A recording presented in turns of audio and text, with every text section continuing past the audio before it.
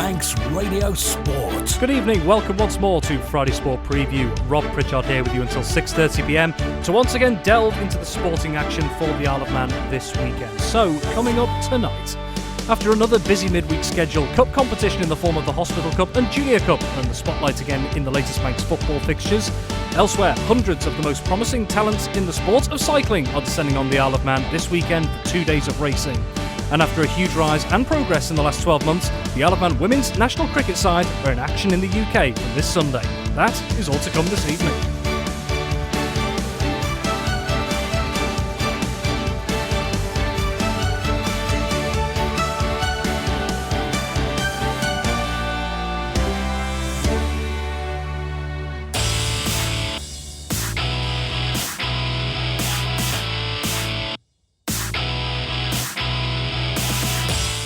A very good evening and welcome to Friday Sport Preview here on Manx Radio, here until 6:30pm, taking a look at the latest football action coming up on the Isle of Man this weekend, as well as looking into the cycling and cricket worlds and what's coming up in the coming days for those. Well, looking in terms of football, it has been a relentless schedule in League and Cup competitions in recent weeks. Midweek matches, weekend matches, we've had the lot, and it shows no signs of slowing up at the business end of the season. And speaking of all that, time to welcome for the first time this evening, Tony Mepham. Tony, very good evening. Good evening, Rob. And yeah, it's down to a cruel winter, isn't it? That's caused all these problems. But we're getting there because we've got to be finished sort of by the end of the month. And we've still got Paul Henry Gold Cup semi-finals and final to do. But yeah, it's getting to the interesting stage now with quarter-finals of the Manx Quality Sheds Hospital Cup and also the Junior Cup as well. So it's brilliant to watch. It certainly is indeed. Well, let's take a look then at the Saturday fixtures first off. All games kicking off at 2:30pm. We mentioned cup competition once again in the spotlight. Very much so. The Manx Quality Sheds Hospital Cup quarter-finals. 8 teams remaining. And when the draw came out last weekend, we saw some tasty fixtures coming out in this one. And one of those is the one we're going to start with taking a look at here. It's going to be a Western derby tomorrow. Peel, leaders in the Canada Life Men's Premier League, up against St John's United, Tony. Yeah, it is. And, you know, maybe St John's would have fancied the chances if one or two players were fully fit and available, but they're not going to be tomorrow. I don't know about Callum Taggart, but certainly Luke Murray won't be playing. And it's, you know, just put a little bit more pressure on them. But they've still got a good enough side in there. Defensively, they've looked good. I've watched them recently, Will Penholrick and Sam Ingham, keeping things nice and tight to the back. And you've just got to sort of, you know, play to your strengths really, because St John's are underdogs and Peel absolutely flying, scoring plenty of goals. Another good result in the Cal Cup last night for them and plenty of goal scorers. And I think Daniel Bell's team will be just looking to see if they can sort of get past this one. It's an awkward one, definitely. And then play in the semi-finals, get to the final and see if they can win some silverware. Very well, and then elsewhere over at Glen Road, a meeting of two sides who've had up and down seasons, both with their own separate objectives. It's going to be Laxey up against Douglas Royal. Yeah, everything was expected from Laxey, wasn't it? Really, they were the tip by most to lift the league, but it hasn't gone their way. They've got the players there.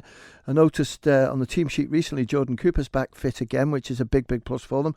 Could score plenty of goals, and it's just the important part of the season. As where with Douglas Royal, one or two players back in. Injuries have sort of gone by now, so they're a lot stronger. And I think Michael Fitzmaurice will go into this quite confident that his team can get something. But, you know, Laxey have got a point to prove, I think, Rob. And I'm going to go for Laxey just to win it. Very well, and we talked about a Western derby. There's also going to be a Northern derby in the Hospital Cup quarter-finals, and that sees Ramsey Youth Centre and Old Boys, and they're going to be hosting Ramsey. Yeah, I know this is the first teams, but I watched a cracking game, Ramsey, when they presented with the Combination 1 title on Wednesday against St John's, because it was nip and tuck, absolutely flying Ramsey at one stage. 6-4 win for Ramsey, wasn't it? 10-goal thriller. It was, and, you know, there's some real golden opportunities for Ramsey to, you know, get plenty of goals. I mean, half a dozen. But it didn't happen. But they got the medals. That didn't sort of spoil the night. But certainly this one in the first team, Ramsey really pushing them. What a big game they've got on Tuesday, Ramsey, against Ayr United in the league. Massive game, that one. But, you know, against Ramsey Youth Centre, they're expected to win it. But again, form can go out the window. Everyone will know everybody. So there'll be some serious banter going on, that's for sure. It probably helps Ramsey Youth Centre a little bit being played at their ground. It's slightly smaller, but I'm going to go for Ramsey to win it. I just think at the moment the strength of their squad is too good, and Ramsey Youth Centre will find that out. And then slightly further north, up at Andres playing fields, Ayr United still very much in the hunt to be challenging Peel for the Canada Life Men's Premier League title. They're going to be hosting a Morown side who, Tony, once again, time and time again, they seem to do it, Morown in the league at least.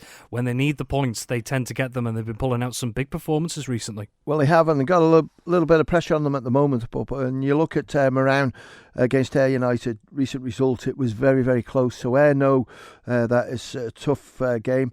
Morown have improved so much over the last couple of months, and I saw it coming, Rob, because the personnel has totally changed, and they're doing really well. They're good going forward. Defensively, they're strong, and good goalkeeper. He's not the tallest, but my word, he's effective. But I think Ayr United will just take the result in this one. Very well. Then we move into the league fixtures taking place on Saturday. We have 5 games across the Canada Life Men's Premier League and DPS Limited Division 2, and also 3 games in DPS Limited Combination 2. Let's turn to those 2 games in the Canada Life Men's Premier League, and that sees Russian United at home at Croyt Lowy up against Union Mills, Tony. I'm going to go for Union Mills just to take this one. The reason why, last result, Russian United conceded an awful lot of goals, didn't they? And don't know what went wrong. I think Andrew Moody's away at the moment, so the manager's not there, so someone will step in and run the team. But I think certainly Ryan Kelly, he's done really well towards the end of the season. It was nip and tuck at one stage where they're going to survive in the league, but they got the all-important points that they needed. And I think they'll have another good result tomorrow, and it just makes it look so much prettier for them with the points on the board, and they're a lot closer to that middle table section with the Russians, Douglas Royals and Corinthians. If we're speaking about teams that have been battling for survival throughout the season, well, you certainly can't fail to mention St George's. Huge 3 points for them in midweek. 2-1 win away at Corinthians, albeit the game ending in rather, chaotic circumstances. I think it's fair to say the game abandoned with just under 10 minutes to go. But nevertheless, 3 points on the board. That takes them to within a point of Morown, just above them, just outside that relegation zone. But a big task again for St George's coming up this weekend. They are on home turf, but they're up against St Mary's. Yeah, it is a tough game, and St Mary's have sort of slipped off a little bit as well, but recently a game they were struggling, and they were 2-3-0 down, and then they came back and got the result. But St George's been thrown a lifeline, and it is disappointing the way it's all sort of happened, really, because St George's, they're battling for the game and everything, and for the game to be abandoned. The FA had a big decision to make, and the decision has been made, and the scores stand. So, certainly St George's will be looking to see if they can get the points away from St Mary's. And I just wonder, with maybe 1 or 2 people back in that team, and Terry Gow's pace there might cause problems. And with St Mary's having 1 or 2 players not available, it might just play in St George's hands. Tight one to call. I'm going for a draw. Very well. And then the 3 games in DPS Limited Division 2. Now, Onken and Foxdale, of course, still battling away for that Division 2 title. Congratulations to Onken, in fact, from midweek. Promoted back to the Canada Life Men's Premier League after being relegated last season, managing it without having to kick a ball on Tuesday evening. They were confirmed to be going back up to the top flight after Castletown's 3-2 defeat away at Michael United. Well, the top 2 in Division 2 in action this weekend. And it is Onken. They'll be travelling to Governors Athletic. Foxdale at home, I should say, against Maloo, and also Douglas High School Old Boys hosting Gyms. Yeah, let's have a look at the Old Boys and Gyms game, because that's got a bit of bearing as well, Rob, because they're battling for the top 4 position for the Paul Henry Gold Cup at the end of the season. So they'll be looking to see if they can get the points. I think they will. Gyms have been struggling for players towards the end of the season, so Old Boys to win. Foxdale against Maloo. Maloo beaten last week, but Foxdale flying, aren't they, and scoring good goals and keeping the pressure on the top of the table. And I think it's Foxdale Onken next Tuesday as well. It is indeed. What a beauty that one's going to be. But I'm going to go for Foxdale to win that. Governors Athletic against Onken. Onken, I think, will be too strong. Governors physical. They're big guys. But I think 1 or 2 of them might be missing tomorrow, so that might just play in the hands of Onken. And just quickly, mathematically, the Division 2 title can't be decided this weekend, but Foxdale, should they avoid defeat against Maloo, so a win or a draw, they would be confirmed to be promoted to the Canada Life Men's Premier League. And I saw a great stat before by Dean Turton, in fact, so I'll have to give him credit for that, that if Foxdale can secure promotion, it'd be the first time playing in the top flight since the 1995-96 season. Yeah, it's a long time, and, fair play to them, because, certainly they've worked hard. The players have put a lot of effort in. It helped when Jay Chatwood came back, and the one or two players that they've picked up, which has strengthened. Charlie Harrison coming back from injury. It's all sort of glued everything together, and credit to them. But against Malou won't sort of lie down and let them have the result, and Foxdale have to work for it, and I think they will. Very well, and if we're talking about another title that is still up for grabs, that is DPS Limited Combination 2, still very open at the top at the moment. 3 games in DPS Limited Combination 2 this weekend. Onken versus Governors Athletic, Colby hosting Foxdale, and Jims will welcome Douglas and District. Yeah, looking at Onken, I think Onken are slight favourites to win this one, so I'm going to go for Onken to beat Governors Athletic. Colby against Foxdale, I'm going to go with Colby, and Jims against Douglas and District. I'm going to go for Douglas and District to take the points in that. And then we move into Sunday, and we mentioned that the Cup competition is in the spotlight this weekend, not just the Hospital Cup, but also the quarterfinals of the Ascot Hotel Junior Cup. St Mary's versus Douglas Athletic, Union Mills versus St John's United. We've also got Peel versus Russian United, and Douglas High School Old Boys versus Ramsey. So, Tony, quickly your thoughts on those fixtures. St Mary's against Douglas Athletic. I'm going to go for St Mary's. I think the young players there will be too strong for them. Union Mills against St John's. I watched St John's on Tuesday, and when I saw the team, a lot of players I didn't know, but there's some talent in there, so St John's could make it difficult, but I think Union Mills start off as slight favourites to win that. Peel against Russian really want some silverware, and I think Russian will be too strong. And Douglas High School Old Boys against Ramsey good, Old Boys good. This is, to me, the game of the round. It really is, and I'm going to go for Ramsey just to take it. Very well, and then rounding out things on Sunday, we have 2 games in the Masters Football, 2 p.m. kickoffs. Yeah, Laxey against Governors. I'm going to go for Laxey to win. Corinthians against Ayr, that one's just been lost, Rob. Ayr United couldn't field a team, so Corinthians will get the 3 points there. Very well, and just quickly going back to 2 things, we'll just with the Hospital Cup quarterfinals, with those games taking place on Saturday, just to let our listeners know, I believe the plan is that we will have the live draw for the semi-finals tomorrow on Saturday Sport Classified. Yeah, hopefully Carl Gartland's on the island tomorrow, so he'll come up and do the draw for the semi-finals. The semi-finals are played next Saturday, and then on Sunday we're going to do something special. We're going on tour somewhere to do the draw. So we'll let you know that tomorrow when it's all been organised. But certainly the Ascot Junior Cup is just coming to its sort of semi-final stage as well. So it's 2 great cup competitions. I know it's the end of the season and league games as well, but it's just so nice with the light nights and the pitch is drying out now. Good crowds, great crowd last night up at Ballafletcher to watch Corinthians against Ramsey, and I believe a good crowd at Peel as well when they were playing Onken in their Cal Cup game. So just shows people now with the warmer weather are coming out to watch the football. And just finally, very quickly, Tony, we've got around 60 seconds, but recently over the last couple of weeks there's been a campaign undertaken by the Alaman Football Association regarding respect in the local game, particularly around junior football. So just very generally so far, with the couple of efforts that have been made over the last couple of weekends, what's the feeling been of how this campaign has gone? I think it's been very good. I think it's educated a lot of people, a few people who could understand why it was just to, highlight that there's 1 or 2 little situations appearing in junior football and it needs to be nipped in the bud now. And well done to Dave O'Flanagan and the crew who put it all together. It's absolutely brilliant, and let's hope it works. Tony Mepham, thank you very much as always. Manx Radio Sport.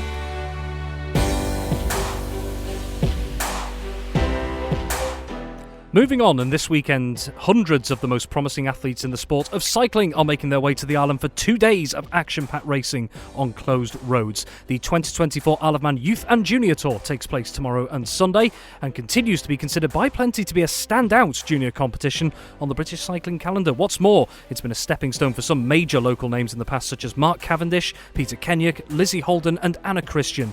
So what makes it special, and who might be making an impression over the next 48 hours? Well, to find out, we spoke with Isle of Man Cycling Development Officer Rob Holden. So for this year, the Isle of Man Youth and Junior Tour, so youth and juniors are riders aged anywhere from 6 years old up to 18 years old. This year it's a 2-day event over Saturday the 4th and Sunday the 5th of May. It forms part of the British Cycling National Road Series for those age groups. So you get all the best UK riders, we get some overseas riders, Ireland generally, and obviously all the Manxes, around about 50 Manxes across the age groups involved. So what's unique about our event is, so traditionally in the 10 race UK series, generally the age group we're talking about generally ride on man-made closed road circuits, which are obviously traffic free. But what's unique to the Isle of Man, and has been sort of at least the last 20 plus years of this event, is that the age group actually get to ride on closed roads, sort of real roads. So it's, from their point of view, it's inspiring for them, because obviously they look up to, in this discipline of cycling, sort of Tour de France riders. So it's their mini Tour de France, if you like. What do you think puts it in such high esteem, do you think, on the British cycling calendar? Well, like I say, the uniqueness of the courses, really. So it's not something that age group would generally ride on. But I think also, so the event attracts up to nearly 300 riders across the age groups. But clearly, obviously, the parents generally accompany them. So you get, a core group of people of anywhere between 600 and 800 people who travel to the Isle of Man over the weekend. So it's quite I would say it's a friendly race, if you like. Obviously the older ones take it a little bit more seriously, and they're getting to the pointy end of where they're trying to get to within their sport, so it does get a little bit serious. But generally we put on a friendly event, and on challenging courses, which is, like I say, it's a bit of a USP for the Isle of Man, I think, and it needs to be, obviously, because I think residents will be all acutely aware of the costs of travel. So people who travel to the event have to spend quite a lot of money. So we do have to offer something unique, and I think that's, over time, it has built that sort of reputation of something that's worthwhile coming to. What are the key skills that this event can help these riders learn across the board that they may not otherwise get elsewhere? Well, there's a lot of skills. I mean, in terms of, you talk about bike riding skills, so for this year there's a couple of courses around Ellerslie, so that would be deemed a hilly course. So obviously physically challenging going uphill, but also technically challenging going downhill. If you see, the course is quite technically challenging, obviously riding in large groups on the course. But I think for a lot of these young people, I think it's interesting, really. They've got to be organised, they've got to understand about how they fuel their bodies and nutrition and everything like that, especially once, like I say, once it gets a little bit older and they're starting to try and get into various sort of British cycling pathways, Great Britain teams, professional teams, etc., because basically what's happening now in road cycling is that a lot of the highest level of teams, the World Tour teams, professional teams, are looking at the under 16s and under 18s for recruitment now, similarly to how football's developed over the world, and whether you like it or not, that is what's happening. So it does tend to get a little bit more serious, and young riders need to develop and start to learn to look after themselves properly and be organised, etc., etc. So it's 2 days of bike racing on the courses that are offered in the Isle of Man. It is going to challenge anyone. Obviously, it's great to see so many young people up for the challenge and still wanting to come over to the Isle of Man. You've already mentioned that the likes of some of the top young riders from the UK and overseas taking part, but also those from the Isle of Man. So in your opinion, who are maybe some of the names from the Isle of Man to watch out for on this tour? So if you take the junior category, which is the under 18, 16 to 18-year-olds, so we've got an Isle of Man team which is supported by Utmost Financial and Mezzo Management. So we have 6 riders in there. So we're lucky this year that all 6 of our junior boys are fairly strong and will be looking to impress, I would suggest, in their home tour. We've got Owen Collins, Will Curfew, Cian Howard, James Kinraid, Ori Lund, Ivan Sorby, all capable of a result in this. What becomes more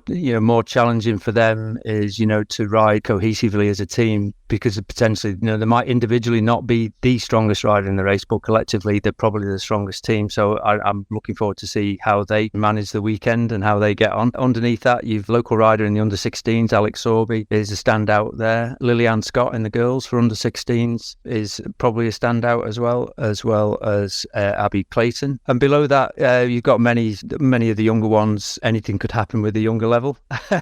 But those for me would be the standout Isle of Man riders, I think, to the weekend. Manx Radio Sport.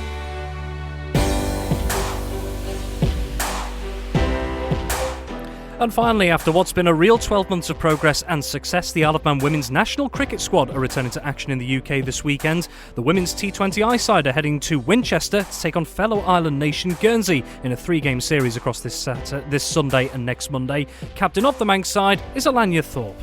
I think there's a lot of excitement within the squad. We've worked hard over winter, and your winter training is where you build up your skills and look to improve different areas ready to take into the cricket season. So obviously cricket season's only just starting. I think we're excited to get out there on the pitch and apply some of the things we've been practicing to game situations and play some of our best cricket. And in terms of your opposition, Guernsey, so a fellow island nation, what, if anything, do you know about them potentially, and what challenges that they might pose to you? I think, to be honest, we take every game as it comes, and we ultimately we go out, whoever we are playing against, we go out to play our best cricket, and we don't worry too much about what the opposition may or may not hold. Every game is different. We'll go out there to try and be the best version of ourselves. Hopefully it will be a good series. Hopefully all 3 games will go ahead. I'm not sure how the forecast is looking down there for the weekend, but yeah, we just want to go out there, be the best version of ourselves and play some of our best cricket. Now, over the last 12 to 18 months, there's been some great progress within the Isle of Man women's team, winning the ECN Continental Cup back in August, being crowned Team of the Year at the 2023 Isle of Man Sports Awards back in February.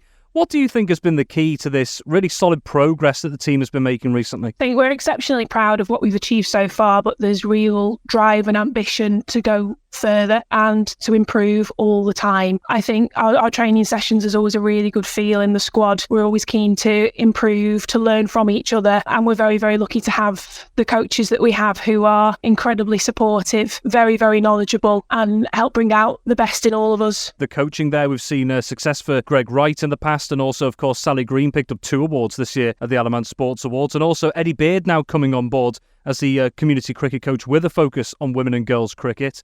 What do you make of the efforts behind the scenes in the coaching side of things and others besides to really put women and girls cricket on the map for the Isle of Man? I think it's an incredibly exciting time on the Isle of Man for women's cricket. The investment in Eddie Beard's role, the way that cricket is being rolled out as part of the curriculum, not just in primary school but in secondary school for girls, is very, very exciting. I think we're at the beginning of a very exciting journey for women's cricket. The fact that there is much more exposure of women's cricket, particularly at the top level, across the water, further afield, what inspiration and ideas can you maybe take from those playing at the top level to bring into the Isle of Man game to continue growing it? Certainly, like you say, we've seen across the world, and especially in the UK, just across the pond, things like the 100, where women's cricket has been showcased and put on a level playing field with the men's. It's been televised. It's really, really out there now. And as I say, I think we're at the beginning of what's a very, very exciting journey with lots of potential for any girls who are interested in cricket. There's so much we can do with this. It's fantastic to be a part of. I think there is a lot of depth in our squad. We added to it over the winter, and that's important to have that depth to bring lots of players on the journey, help them to progress.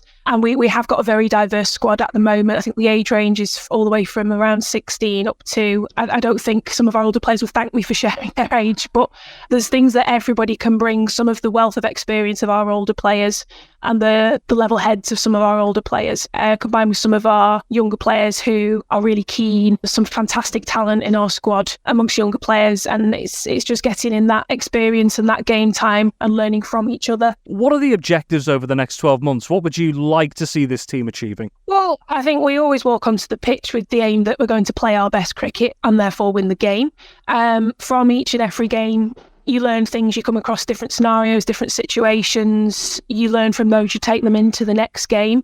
I think we are just keen to keep progressing, keep being the best version of ourselves and raise the bar at all times for each other and as a squad, and just see how far we can go with this. That's all we have time for on Friday Sport Preview this week. Many thanks to my guests this week, Tony Mepham, Alanya Thorpe and Rob Holden. Have yourself a wonderful weekend, whatever you're doing.